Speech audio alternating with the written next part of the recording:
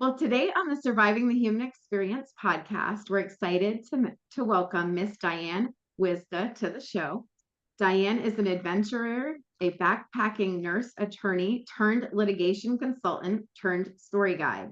For 30 years, Diane has helped professionals take their story from a message only they could hear to the publishing world, the courtroom, hospitals, board meetings, and the airwaves.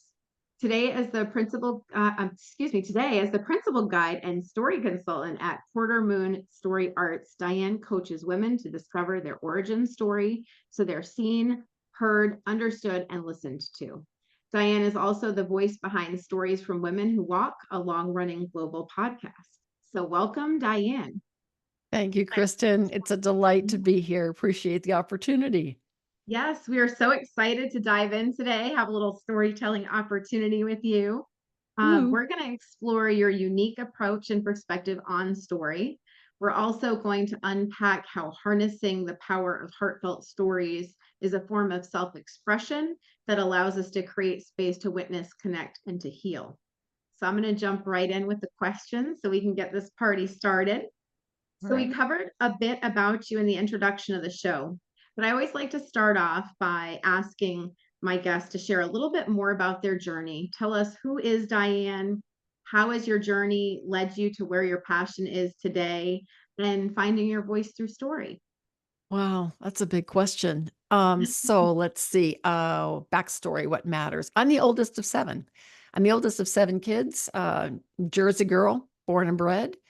And as the oldest of seven, I was aware at an early age that the only way that you can manage seven kids is with some crowd control, Ah, And coming with that is the uh, the thought at the time I was raised that children should be seen and not heard. mhm. So having a voice early on was not to be celebrated, meaning that it was there and it was there in a big way. My mother used to say, "This house will be a lot quiet when you're gone." And I like to think that she was saying that when she was sad, but I don't know. I don't know. It might have been something different. And so having a voice, but not being able to express the voice is probably the hallmark of a lot of earlier years. Mhm. And I was a big reader. I have love, love, love, love, love the library. Get Okay. yourself a library card. Yes. Some of the best uses of our tax money. And Mhm. the stories that I liked reading were, well, wide variety, but the Pippi Longstocking kind of Mm. stories. You know, a girl who has a horse that lives on her porch and her father's captured by Yes. pirates and she gets to sail off and rescue him. So that sense of adventure was always there. The opportunity to go screaming down a hill on a bicycle and duck traffic, at the last minute. Mhm. But it was that sense of adventure, of what could be out there to explore. And that led me to backpacking Europe after I graduated from college, just to see what the rest of the world looked like. Mhm. And then story was always there, I think. I think story was always there because when you're a reader, you are dreaming with your eyes open. Mm. And then you become, if you're going to take story with you into some form, at what point in time do you fold that in to the ways in which you are working in the Right. world? And that came later. That Okay. came later in my life. So Mm. that's a little bit of a mosaic. I love it. So you did mention in a lot of your literature, as I was reading more about you, that you literally did a pilgrimage for the Camino de Santiago, 500 miles. Did I read that correctly? Across Spain? Yeah. 5 weeks, 500 miles, lost 15 pounds. Got to get back out there and do some more walking again. But Wow. yes, the Camino de Santiago is what I call the defining time of my life. So there's Okay. BC and AC, Mm-hmm. and it's a pilgrimage. People go with different ideas in mind. in Mhm. terms of what they were going to see, how they're going to be, how they are going to be on the walk. And Mm. I can tell you, I didn't get any voices coming out of burning bushes, none of these big transformational kinds of experiences. Nothing came down from the sky. Rain, Okay, all whole right. lot of rain. Okay. But the effect of going on a pilgrimage of that length and that nature is that you can't undo it, meaning Mm. that every day since that time, I'm not away from it. My screensaver is all of my Oh, pictures. My wow. memories are entwined with that experience. And each year, as I get close to the date of departure, I honor the pilgrimage again. So I left on the 17th of September, came back on the 1st of November. And when I get to that time of year, and it's coming up pretty soon, I'll go Yes. back and revisit my journal. Who was I? How have I changed since then? Who have I become?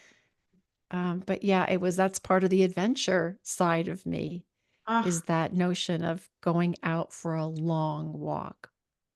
so what inspired and motivated you to do that pilgrimage?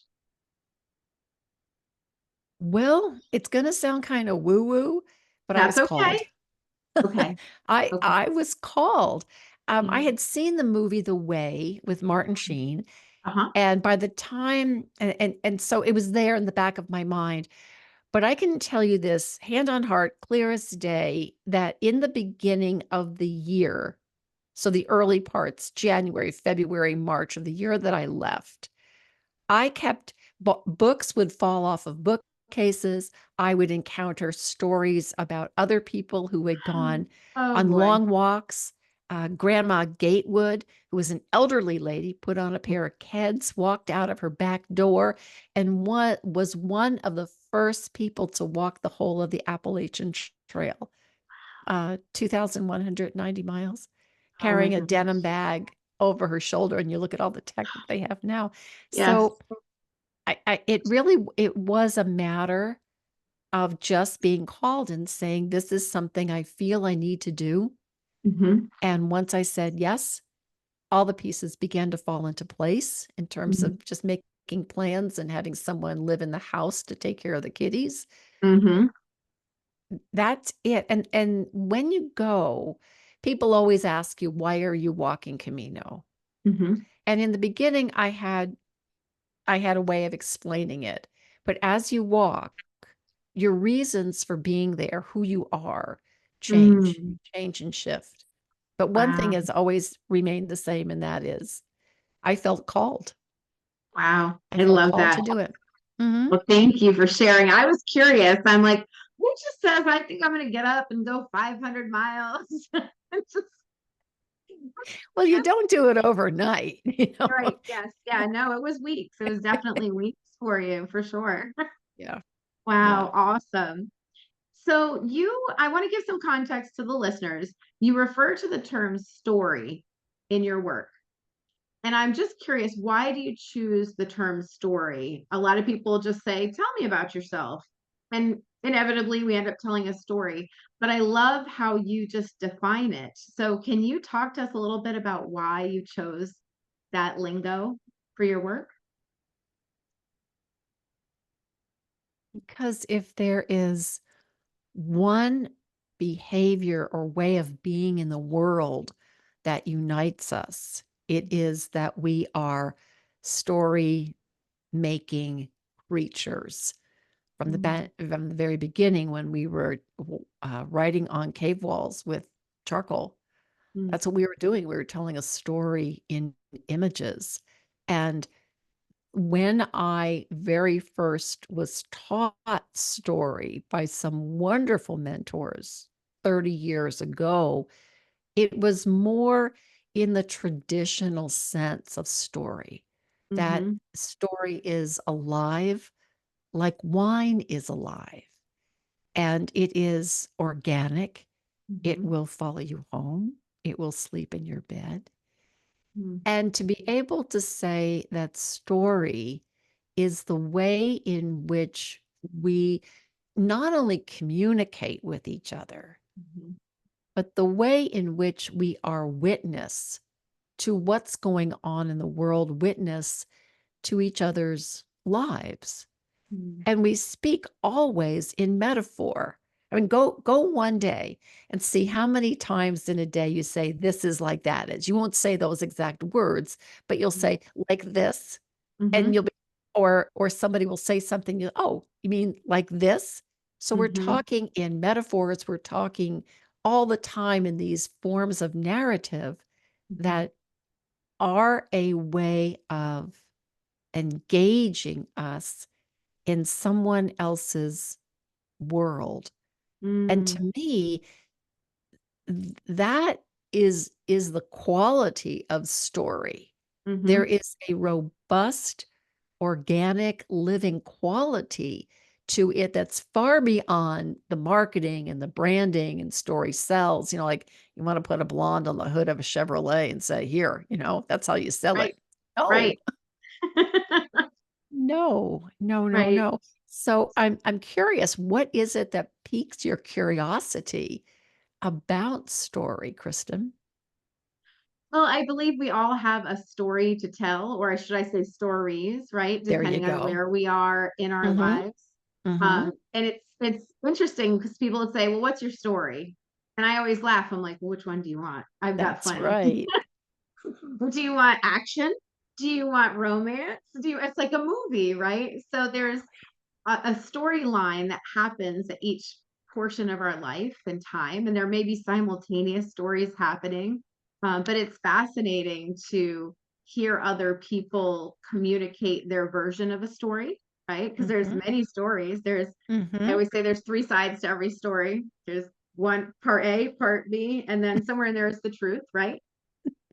So Yes. it's just very fascinating. And I love how you created story art, because it is an art form, right? We all have a story, but do we know how to share the story? And do we know how to pull it out in a way that's digestible, that you can communicate clearly? And the receiver is getting some of what you're trying to share. So that's how I kind of think the story. Splendid. My work here is done. The I love it. I Well, think I'm glad what's I so passed the test. Woo. I was like, wait a minute. Oh, you got a question for me. Hold on. Oh, yeah, this isn't one-sided, come on. Yes, this is fun. This is interactive Us and fun. us East Coast girls get it done. Yes, we do get What it done. I think what you're responding to or what's resonating is this notion, it's not a notion, it's a truth, that story takes place in the imagination. Mm, And when we're sharing stories with each other, we are almost rocking out of the teller's telling and yes. going back and accessing or retrieving Mhm. our own experiences, our memories, and most importantly, our senses. That's all coming to life when we hear a heartfelt story artfully told. And as you Mm, said, there's an art to it. It's an art and a craft like so yes. many other things. And that's what we really are moving toward is how to engage the listener, Mhm. not just in the story that we're telling, Right. but also in their own story Mhm. that integrates on some level with the story that we're telling. And that's where the connection comes from. My Yeah. experience as, a Jersey girl, born and bred Jersey girl, may Mhm. not translate to somebody else who wasn't born and bred in Jersey. But Right. if we can begin to talk about the values, the truths, things that we Mhm. experienced as we were growing up, other people could say, "What, you too? I thought I was Right. the only one." Right. Yeah. Yeah. Yeah. So it's a shared integrated experience when it comes to story. Yes, I love it. Oh, all right. So in your work, you share that your origin story of being seen, heard, understood, and listened to through the use of your singular voice can transform those you serve. So as you put it, your who before your why. What do you mean by that?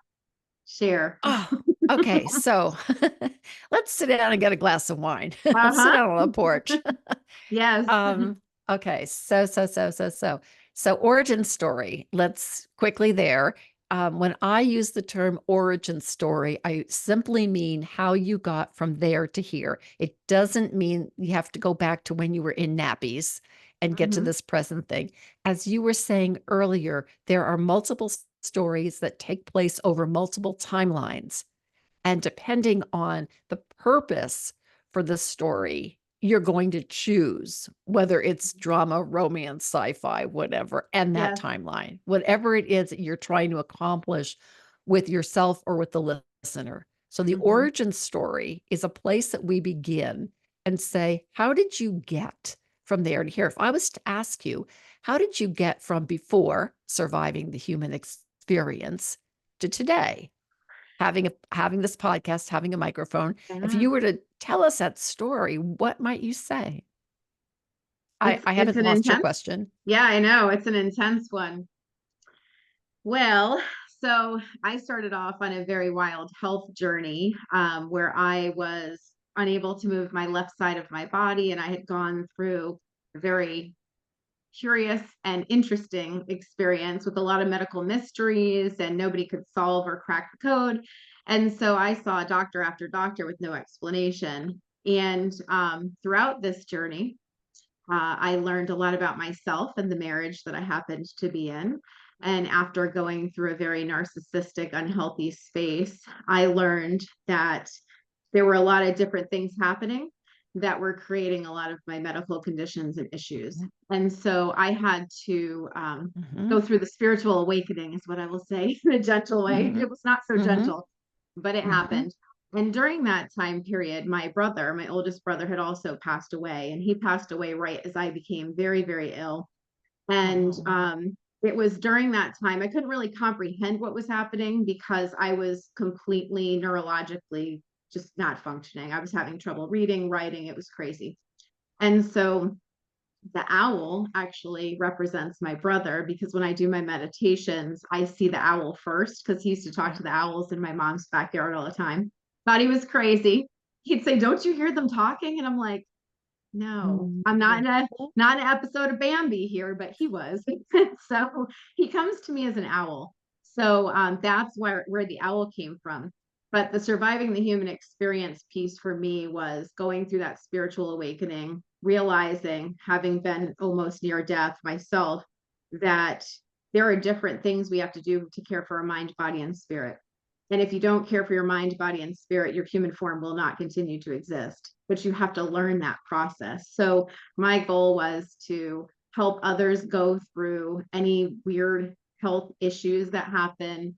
I do a lot of energy work, Reiki. I'm getting into the tuning forks now, all that jazz.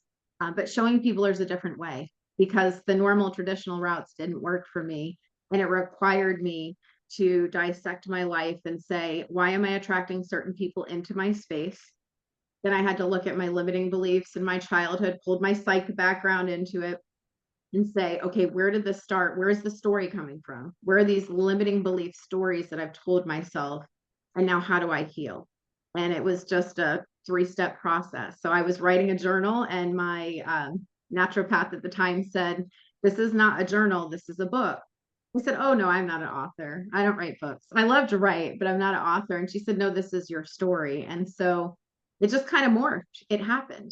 I was approached. I was asked to do a podcast. I said, "Okay, do people want to hear my story?" I mean, it's very wild, but okay, I could do that because I was also in that space of, being seen and not heard through all the relationships I had gone through. So this kind of gave that voice and allowed me to connect with others and to bring to light different pieces of the human aspect to show us all how we can survive this wonderful human experience. So, how much better, I hope your listeners are tuned in, how Yeah. much better is it to hear that way instead of for me to say your who comes before your why, which comes Mm, before your how? So, in your story, in your origin story, you're telling us a slice of time. You're telling us a little bit about who you are, what your situation was, what happened to you because of the situation and circumstances, choices and consequences, what Mm-hmm. you had to go through in order to get yourself out of that space. And the result is that you're now in a space where you're healing healthier and you're helping others to heal and be healthier. So story is medicine, story is therapeutic. Neither Mm-hmm. one of us are therapists per Right. se, but we Right. use story to heal. And Mm-hmm. so the who that I'm hearing, which is kind of like the owl, there you go. The Yeah. who that I'm hearing is this is That who was I cute. was at this juncture in Mm-hmm. time. And that evolved because of choices and decisions and consequences on your part into your why, the mission or the purpose that is where you're serving right now, the she whys. Right. And you are doing that in a way that is as singular to you as your fingerprint. It's your how. So Mm-hmm. you do this work in a way that no one else on earth has or ever will, Mm-hmm. because you're bringing to this how who you are and how it is that you got to this place and why this particular mission or purpose is so important to you and those you serve. Yeah. So, in a nutshell, that's the origin story. Mm-hmm. And that is the who, the why, and the how of it. And I want to be very clear that people talk about the why all the time. What's your Mm-hmm. why? What's your mission? What's Mm-hmm. your purpose? Well, that's Mm-hmm. important. Right. But unless we know who you are, unless we know what your values are, unless we know what the universal truths are that motivate you, Mm-hmm. your why is a lie. It doesn't matter. It might not be a lie, it might be a fib. Right. But that's where you get clear Something that on sounds good. am I in the right space? Am I Right. in the right space? Or is this fitting me like an old pair of shoes? Yeah. Wow. I love that. That was fun. Yeah. And this is That was how I fun. do the work I do. I All love you it. have to do is ask somebody a question. But my Right. clients will say, I've got this challenge, that challenge. And one quick thing, you said this. You asked the naturopath, you said to the naturopath, who wants to hear my story? That's Mm-hmm. very common. Women say Yes. that all the time. I don't Yes. have a story to tell, number one. If I Mm-hmm. did have a story to tell, who'd want to hear it? Yes. But a woman with a voice is the most powerful woman you will ever meet. And you just set us straight on how that is. I love that. Thank you. Yeah, You're and that's welcome. very typical I see of women who come out of abusive relationships and Hmm. situations, right? Hmm. Because you spend a lot of time in that healing process trying to rebuild your self-worth, trying to reclaim your voice, reclaim your self-esteem, your self-confidence, all of those things. So in that early space, it was so hard to even conceptualize that people are interested because nobody was listening when you were asking for help, right? They said, you're crazy. You don't know what you're talking about. That can't be. And so when you've had people reinforce that what you're saying doesn't matter, it can be challenging when it's like, tell us your story. And I'm like, do you really want to hear it? So it's a process, right, that we have to go through to find our voices and to be able to share those voices in a way that we can communicate and feel comfortable and get it across.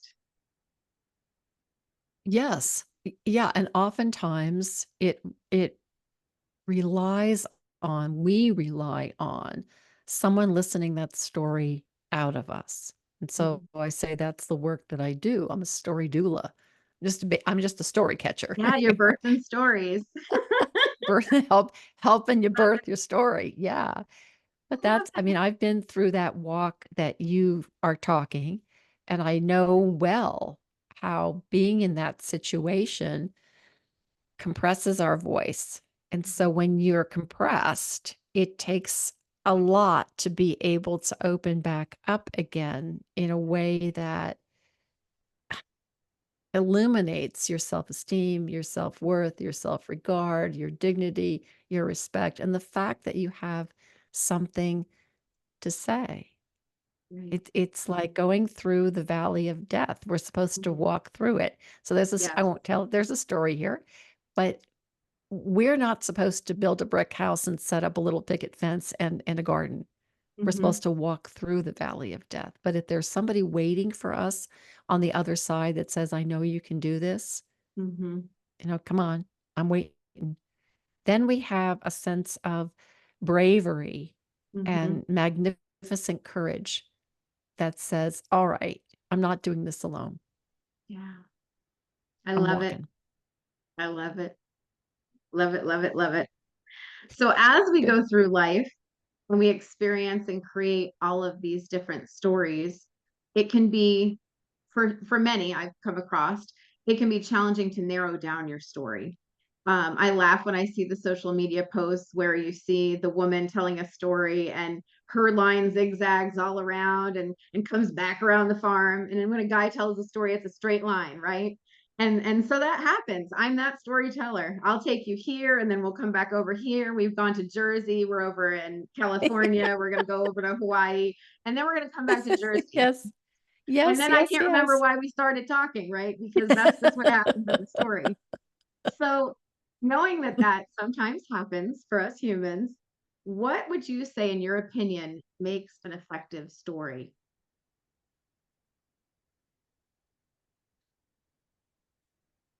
It's effective if the point that you're trying to make is heard and understood by your listeners. What Mhm. I've always said is a heartfelt story artfully told. And by heartfelt, I mean that there is emotion there. It doesn't have to be emotional. And Mhm. probably it's better off that we're not all drama mama.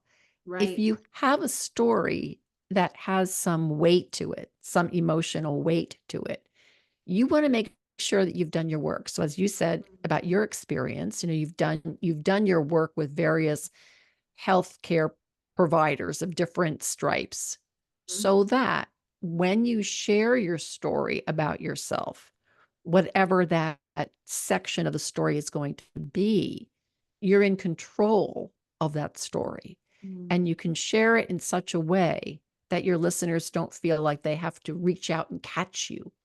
Mhm. And even if you have to, even if you shed a tear at a particular place in that story, or your voice catches, that's okay, Mhm. because you can pick yourself up and continue going from that.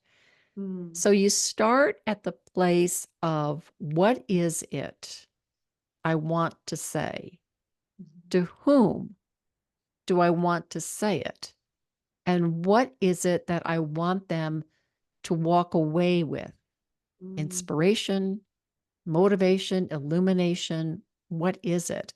So Mhm. we're crafting the structure of the story in the beginning before we just willy-nilly. But I mean, Mhm. around the table, we can tell jokes, and I remember Right. when you were 5 years old, and I mean, Uh-huh. we can do that. Right. But if you're talking about a more formal setting, to be an effective storyteller, you are in control of what it is that you want to say, and you're very clear about what it is you want to give your listeners, because a story is a gift Mhm. to the listener. And this is something really important to bear in mind. We hear all the time out on YouTube and whatever, Mhm. not to talk about yourself. You're supposed to keep the client or the audience in mind. Well, Right. yes, yes, you are sensitive to the needs of the client, sensitive to the needs of the audience, whatever listening group is there taking in your Mhm. story. But you're going to craft your story in such a way that the themes and the values Mhm. and the experiences that you're relying on resonate with your listeners by virtue of universal truths. And by Mhm. that, I mean truths with a capital T, that Mhm. around the whole world, everybody understands. People Mhm. understand justice. They Mhm. understand fairness. They understand goodness. They Mhm. understand laughter. So you're looking at these truths and you're picking several that illuminate your story. And it's that you're going to share with your listeners who can then say, oh, I get that. I Mhm. might not have been a Jersey girl born and raised, in Jersey, but Right. I certainly get what it's like with these experiences that you're talking about. And Mhm. so, in that way, we are shaping our stories so that they will resonate with the human being that's Mhm. listening to us. Mhm. And that if we pay attention to that, what does that human need? What is that human? What's that message? Mhm. What is that message? Why? You said earlier, you asked, well, we were talking earlier. Yeah. The, uh, one of the tips is that when you hear a story, you raise your eyes to your God and you say, why do you want Mhm. me to hear this story at this Right. time? Why are you sending me this story at this Mhm. time? It's not a Mhm. coincidence. It's a messenger from truth. What is it? What is it Yes. that you want me to take away? And so if we go into our story work with that mindset, that Mhm. our story is a gift and that we are careful in the ways in which we craft our story, then we will be effective storytellers because of our listeners. Yeah. Oh, oh, that was awesome. That was awesome. Thank you. I You're felt like welcome. you were educating me there for a minute. I'm like, hold on, I'm taking notes over here. You got the recording. I know, I know. I always take notes anyway. Here you go. Memorize things. It's how I remember. I write it and it resonates with me for some reason. So, Well, there. the reason why, because the mind brain thing is going on. When you do your pencil in your brain or your pen in your Yes. brain, it Yes. sticks much more better than if we're Yes. doing the keyboard. Yes. And it's so funny because I'll never go back and look at my notes. But as long as I wrote them that one time, I'm good to go. I'm Yep, absolutely perfect and I can function. So it's there you go. wonderful. Yes. So many folks go through their lives and they don't share their stories. They literally remain silent, whether it's fear, whether it's being concerned about upsetting somebody else, or possibly just thinking nobody's interested in their story. And I know we touched on that a little bit. But for our listeners who are kind of in that space of trying to figure out if they're going to just take their voice and use it, what advice might you offer to someone who is fearful of expressing a story? Well, that's a great question. And you addressed it somewhat early on when you were talking about your journal that the naturopath said could be a book. Mm-hmm. And often when we talk about story, people might think it's for listeners who are out there if you're doing platform storytelling or keynote speaking or something in a setting. Mm-hmm. But for someone who is skittish about starting the process, I would say start small. Start small in a journal and write your stories for yourself. Mm-hmm. I'm not an artist, but I do really good work on a concrete driveway with sidewalk chalks. And so if drawing something out is the way in which you can begin, then Mm-hmm. find yourself some really big pieces of paper and some magic markers and draw that story out in stick figures. It doesn't matter, but you're Yes. looking for a place to start. And here's a tip. Everybody knows that a story is a beginning, Mm-hmm. a middle, and an end, right? Mm-hmm. Okay. Well, another way to look at it is something was. That's the beginning. You Mm-hmm. were in a toxic relationship. That's a something Mm-hmm. was. Things weren't going well for you. And your body was responding by saying, I ain't moving no more. Right. Okay. So then something happened. Something happened as a result of that. You Mm-hmm. kind of started with the help of others to figure out Am I a frog in that pot of water that's getting warmer and warmer? And am I getting close to the boiling point? Yes. So you're starting, this is the middle of the story now. This is the Mhm. something happened. Mhm. Something was beginning, something Mhm. happened. The middle that you're working with, you're making choices Mhm. about how you're going to live your life going forward. Each of those choices has a consequence to it. And you're picking and choosing, which direction do I want to go? How do I want to go? And Right. so something was, something happened, something is. That's the end of the story. Mm. The end of the story is always the beginning of another story. But for our purposes Yeah. here, the something is you are stronger, you are healthier, you are more magnificent and beautiful. You have Surviving the Human Experience podcast. You have tuning forks and Reiki and wellness going on to Yes. better the world of other people. That's the Oh, something. Something thank was, you. something happened, something is. Now, Mhm. the last tip I'll offer you, Yes. because oftentimes, so my podcast, Story Prompt Friday, always has a story prompt. And it always has write that story at the end. But people Mm. will say, how do I start? Okay, Mm. figure out the end. Just decide on whatever end it is you want. Just figure out the end. State the Yeah. end, and it doesn't matter what it is. And the end can be your conclusion, your resolution, your direction. Now that Mm. you have the end, I'm a successful podcaster and I'm called Surviving the Human Experience. And this is where I live and this is how I live. And ta-da, all Right. great. And you go back to the beginning and then you write toward the end. Now Mm. you've got a Yes. destination. So it's Right. like getting into your car with your GPS and saying, all right, this is where I'm headed. Help Yeah. me get there. Right. And the best part of all of this is it's just practice. Mhm. And you don't fail at practice. You just keep practicing. So for those who are skittish, that's a way to get into the work. And the last part I'll say about that is when you want to share your Mhm. story with someone, find a trusted someone. Mhm. In my case, it could also be a cat. Love Find it. a trusted someone that you want to share it with. And what you're asking them to do is simply to listen or receive it with appreciation. If you Mm. want them to comment, lay out the boundaries of what kind of comment you're looking for and when. But Mhm. if you want them to just sit and listen with appreciation, then that's their job. Mm. And then you can share it with them because our stories, when they're new, they're like little babies. And Right. you're not going to drop a baby into a big old bathtub of water.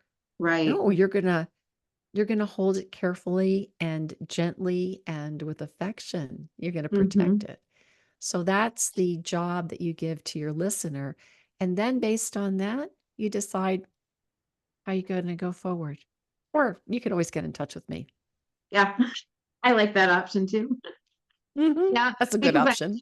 yes, and I think it's important, you shared that you have to set the boundaries and say, what are you expecting in return when you share that story? I think a lot of times people share a story and receive feedback immediately or criticisms or critiques, and that continues to foster that nervousness, that anxiousness of sharing the story, where they may not have necessarily wanted feedback. They just wanted to tell you their story. And so now that person says, they didn't like it, it didn't go well, maybe I shouldn't have said it. And then they just put that story to the side and they don't pick up that, it's like riding the bike. They put it down, they don't try it again. Mhm. Yeah, I That's love that. exactly, yeah, that's exactly right. You're in control. It's your story, and you can say what you want. And if you need to give some guidelines to your listener, you can say, well, at the end, maybe you can ask me some questions to Mhm. understand how did I get here? Like, and ask me the open-ended journalistic questions: who, what, where, when, why, how come? Right. Do it that way. And that way because there's more power in a question Mhm. than there is in the answer. The question's Mhm. there, it's open, it's testing us, it's waiting. So Right. so ask me questions, much like we've done here. Yes, I love it. Mhm. Well, I have another question. Uh-oh. This one won't be too hard. So you work with a lot of clients doing the story guide offering, as well as coaching services that are tailored to their unique needs. And you have a method called the engaged storyism. It's your approach and philosophy behind your work. I like the words. I was like, storyism, that sounds so fancy. So tell us, what is engaged storyism method and how do you apply it to your work? I know you may have already done much of it here. We have done much of it here. Yes, Yes. yes, yes, Don't say do. yes. I follow in the footsteps of the venerable Vietnamese Buddhist monk Thich Nhat Hanh, who created the term engaged Buddhism, because Mm, his notion was to take the practice of Buddhism out of the temples and into the streets to reach the people. And okay. he would do that by walking meditation, he would do that by sitting meditation. And so Mhm, it was a way to say Buddhism this way is alive. It is mhm, a practice that we can engage in every day in different ways in our lives. And by engaging in it this way, we cultivate the practice of mhm, following the Buddha in mindfulness, in our livelihood, in our approach to eating and all of the rest. And mhm, so, as I said early on, in my world, story is alive. And so, storyism would be just the practice of story by recognizing what its bigness is, mhm, that it is a way of engaging not only with ourselves. We talked a mhm. little bit about the person who might be skittish about Right. writing their story. By Mhm, starting that process, they are engaging more deeply with themselves. mhm, Much like you said when you started your healing work, mhm. you were engaging more deeply with yourself and Right. figuring out what's working, what's not working. And so Mhm, it was really a riff on the engaged Buddhism part by saying story is alive, and by engaging with story as a as a I didn't want to say a tool, as a way of being in the world that mhm, we have had with us since the beginning of time, we can find common ground mhm. to connect with each other, to witness each other. Because in this day and age, I mean, it's crazy making. Every generation's had crazy making. We're no more crazy making than any other generation. Right. But the way in which to get around that crazy making is to find out where is the common denominator here. Mm, You might have X view and I might have Y view, but underneath X and Y, there is a one thing that will connect us. What is that one thing? We go back mhm, to the universal truths.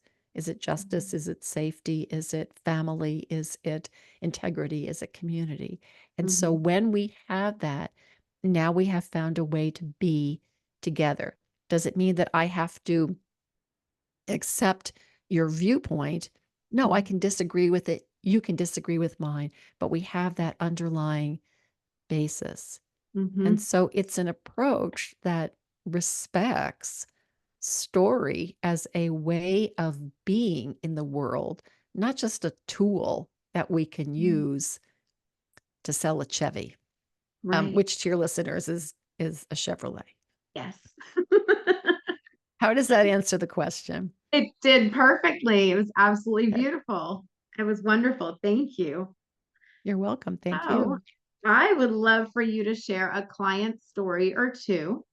If you don't mind, you don't have to use names, but I always love to give an opportunity to showcase and share some of your successes with your clients, with our listeners. Well, this is brilliant timing because tonight I'm going to be on a Zoom call with a group in Melbourne, Australia.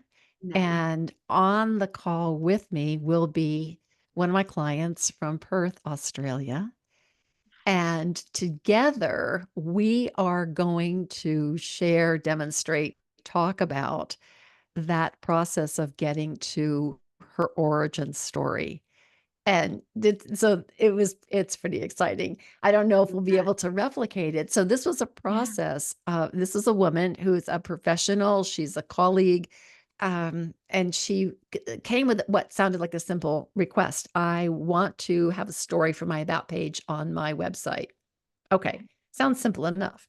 And that's oftentimes how it happens. I have to give a talk. I have to give a keynote.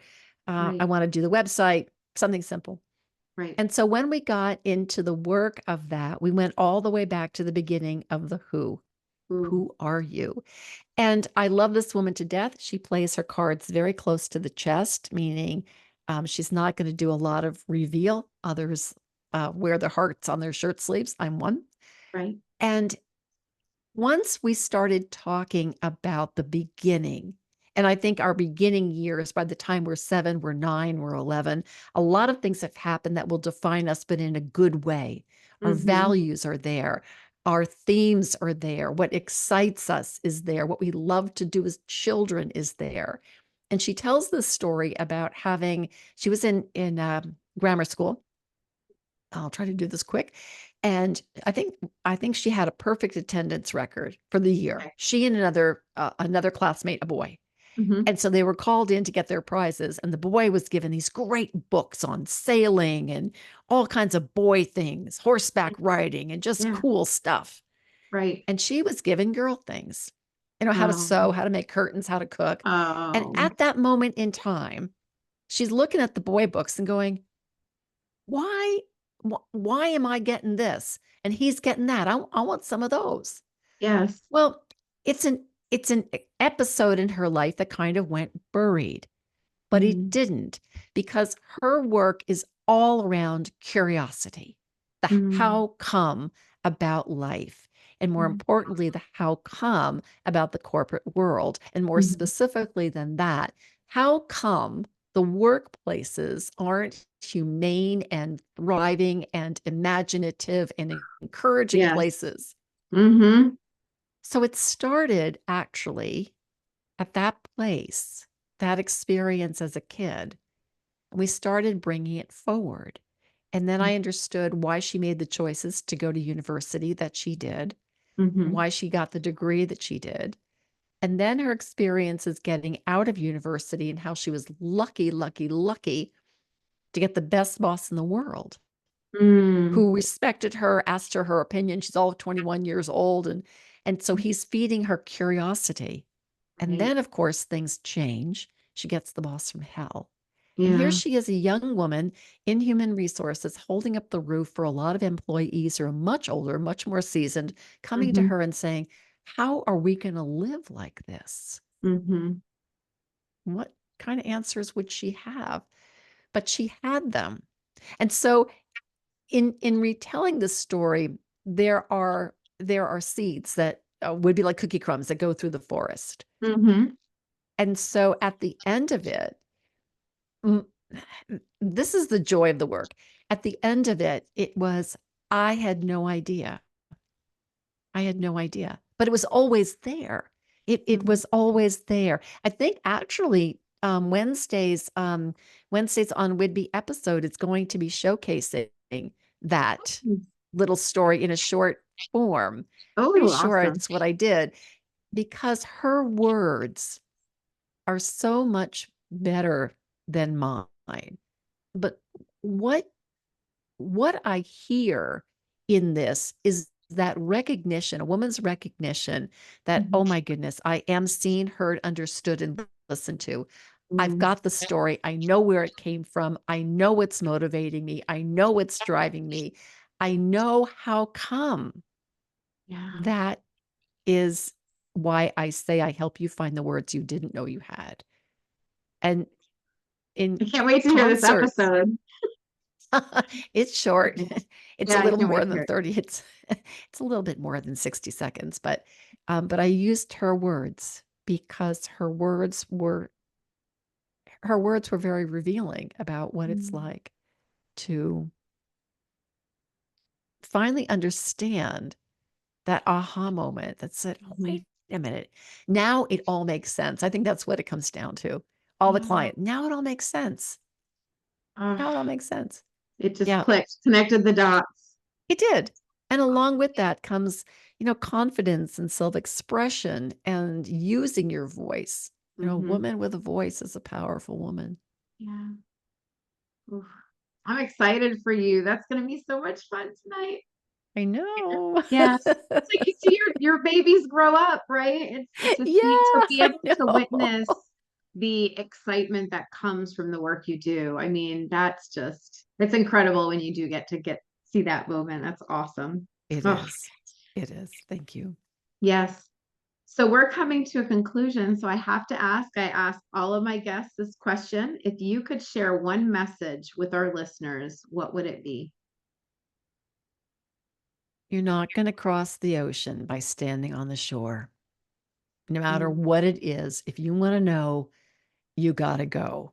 Whether it's the Camino, writing your story, learning a language, who cares? Leaving a relationship, getting into one. If you want to know, you got to go. So go. ah, beautiful. Well, Diane, can you share with our listeners where they can get in touch with you if they'd like to work with you or hear your podcast? Do they find you? Quarter Moon storyarts.net is my website. There's some video on, not video, there's audio on there. There's resources on there where you can get a sense of what I do and who I am, Quarter Moon Story Arts. There's a place to sign up for a news audio letter. And also there is a place to sign up for a no sales, no obligation, free virtual coffee consult to see what's your project and how can we work together. So that's a big part of things right there. I'm recently on Substack under Wyzga on Words. And so it's pretty new, but gathering subscribers. And then last is my podcast, which is 4.5 years running globally. It's called Stories from Women Who Walk.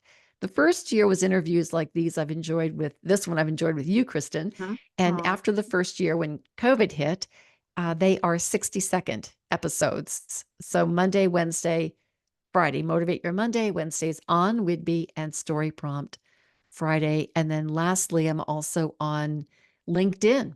So you're okay. welcome to connect and direct message me on LinkedIn if you're already there. Wonderful. Well, thank you. And I'll make sure we post all of this information for the listeners on the site as well. So thank you so much for coming on the show today. I will, of course, be inviting you back. I'd love to chat more. I feel like we could do this for hours.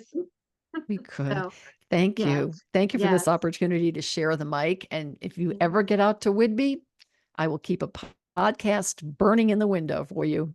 Awesome. Well, thank you. So, for our Thanks, listeners, Kristin. thank you so much for taking the time to listen to this episode of Surviving the Human Experience. And until next time, be well and stay blessed.